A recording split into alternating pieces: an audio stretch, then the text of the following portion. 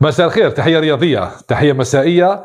أقل من 24 ساعة سيكون الامتحان بالنسبة لأشبال بوقرة في ربع نهائي كأس العرب، وأيضا يوم السبت على الساعة 3 بتوقيت الجزائر سيكون الموعد مع بيتكوفيتش لإلقاء القنبلة. قنبلة تعني الكشف عن القائمة المعنية بكأس إفريقيا المزمع تنظيمها في المغرب بين 21 ديسمبر إلى غاية 18 جونفي المقبل. طبعا هذه المعلومات سنتوقف عندها، وأيضا سنتوقف عند التحضيرات لكأس العرب بالنسبة لأشبال بوقرة. سيكون غدا إن شاء الله على الساعة 6:30 لقاء الجزائر الإمارات. كيف هي التحضيرات؟ ندوة صحفية، منطقة المختلطة، كيف هي المعلومات أو ما هي المعلومات عن المنافس المنتخب الوطني الجزائري في اللقاء المقبل.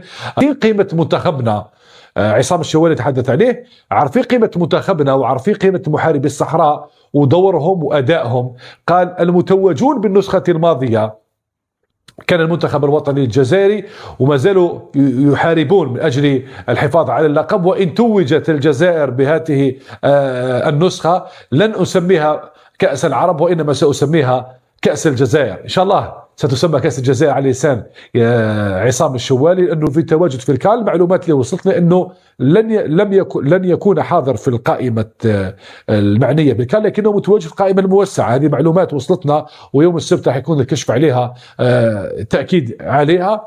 هذا مش عارف إذا يحفز ولا يأثر ولا باللاعبين، لأنه يوصلوا محطة نهائية مع انتهى كأس أفريقيا لعبوها 18 نهائي كأس العرب. يوم 21 يكون انطلاقة كأس أفريقيا.